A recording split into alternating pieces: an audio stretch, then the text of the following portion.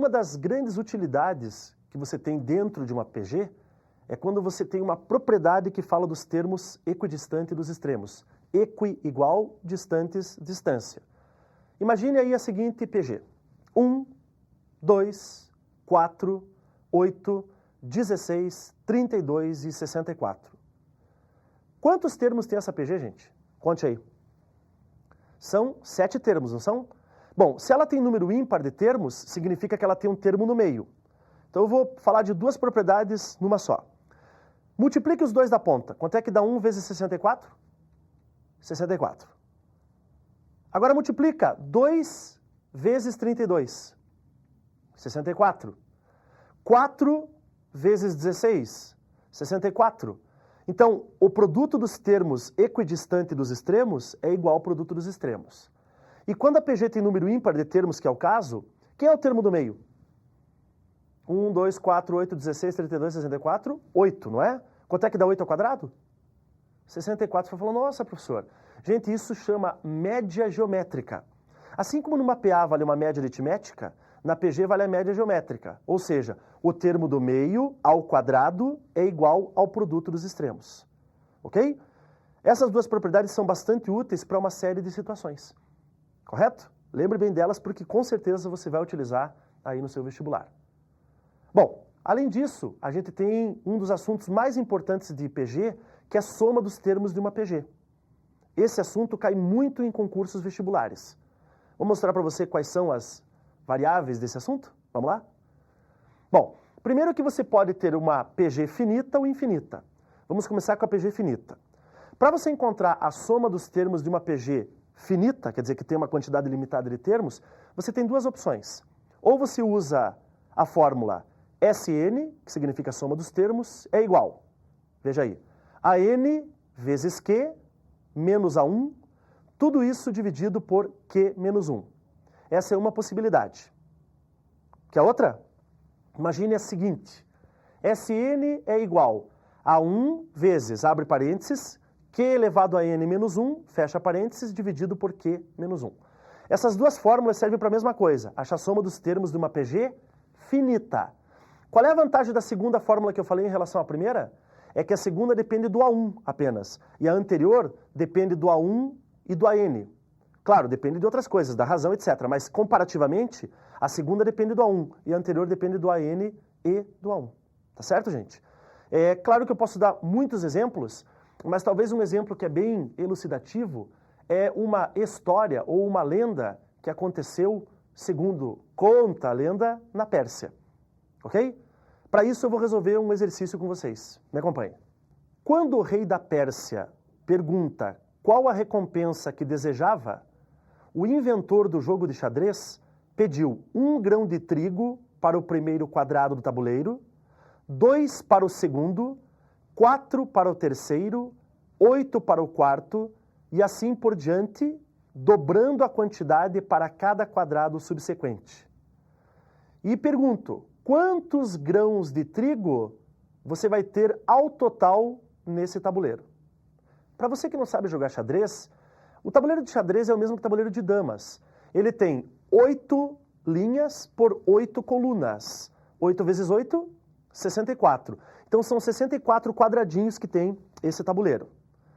Quando o inventor do jogo de xadrez fez o pedido para o rei da Pérsia, o rei começou a rir e falou, nossa, que pedido humilde.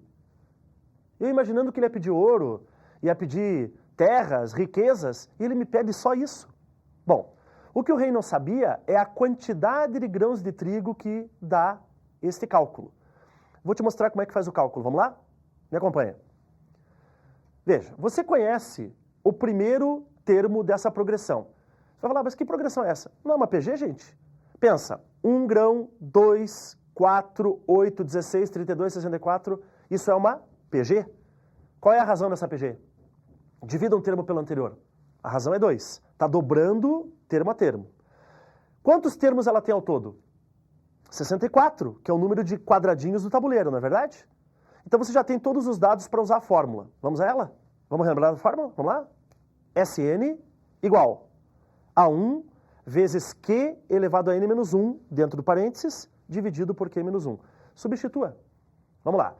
A soma dos 64 é igual ao primeiro, que é 1, vezes, parênteses, razão, que é 2 elevado a 64, que é o número de termos, menos 1, fecha parênteses. Embaixo, 2 menos 1. Bom, 2 menos 1 embaixo dá 1. Dividir por 1, nesse caso, não vai fazer diferença no resultado, certo? Em relação ao numerador. Qual o resultado final disso? 2 elevado a 64 menos 1. Gente, essa é a quantidade de grãos de trigo que pediu o inventor do jogo de xadrez. Como as pessoas em geral não têm muito contato com potências, esse número 2 elevado a 64 menos 1, gente, é um número muito grande. Você sabe o que dá isso de trigo? Dá para fazer o seguinte, dá para você cobrir o planeta Terra todo com uma camada de aproximadamente 2 centímetros de trigo. Você vai falar, você está falando sério, Domingos? Tô. Sabe o que mais? Se você construísse um celeiro, sabe qual seria o tamanho do celeiro? Mais ou menos assim. Ele teria que ter 10 metros de largura, 4 metros de altura, e sabe qual o comprimento? 300 milhões de quilômetros. Você vai falar, professor, não faço ideia do que seja isso. É o dobro da distância da Terra ao Sol, mais ou menos. Você fala, nossa, mas, professor, não... é isso mesmo? É isso mesmo. Essa quantidade de 2 elevado a 64 menos 1, gente, expressa um número muito grande. Para saber quantos algarismos tem esse número, até com logaritmos a gente pode ver isso mais para frente. Certo? Esta é uma soma de PG finita. Agora eu vou te mostrar uma soma de PG infinita. Professor, mas como é que eu posso somar alguma coisa que é infinito? Bom, vamos por partes. Primeiro, se fosse uma soma crescente e infinita, o resultado daria um número infinito. Então não tem sentido. Vamos nos concentrar numa situação, por exemplo, de uma soma infinita e decrescente. Pense o seguinte, você tem lá uma PG 16, 8, 4, 2, 1 e assim vai. Você vê que ela é uma PG decrescente, certo? Nesse caso, pessoal, a gente pode fazer uma soma. Mas, professor, como é que eu posso fazer uma soma se eu não conheço o número de termos dela? Na verdade, pessoal, a gente vai fazer um limite de soma. Digamos assim, é um máximo valor que essa soma pode ter. Pensa dessa forma. Para isso, pessoal, vocês podem pensar nessa PG mesmo que eu disse, 16 mais 8, mais 4, mais 2, mais 1, certo? E etc., mais meio. Sabe o que acontece? Os números eles vão diminuindo a partir de uma certa altura tanto que eles pouco vão fazer diferença nessa soma. É como se a gente pensasse assim. Na verdade não é exatamente isso, mas para efeito de raciocínio mais simples, a gente pode pensar dessa forma. Por isso que a gente pode chamar de soma infinita ou limite da soma. Para isso eu vou te dar um exemplo. Vamos fazer mais um exercício? Vamos lá. Uma forte chuva começa a cair numa casa, formando uma goteira no teto de uma de suas salas. Uma primeira gota cai e 30 segundos depois cai uma segunda gota. A chuva se intensifica de tal forma que uma terceira gota cai 15 segundos após a queda da segunda. Assim, o intervalo de tempo entre as quedas de 2 gotas consecutivas reduz-se à metade na medida em que a chuva piora. Se a situação assim se mantiver, em quanto tempo aproximadamente, desde a queda da primeira gota, a goteira se transformará em um fio contínuo de água? Bom, gente, em primeiro lugar, nós precisamos ver qual é a fórmula da soma de uma PG infinita, ou do limite da soma. Veja aí.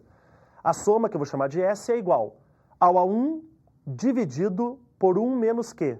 A1 dividido por 1 menos a razão. Com relação aos dados do problema agora. Caiu uma primeira gota, não caiu?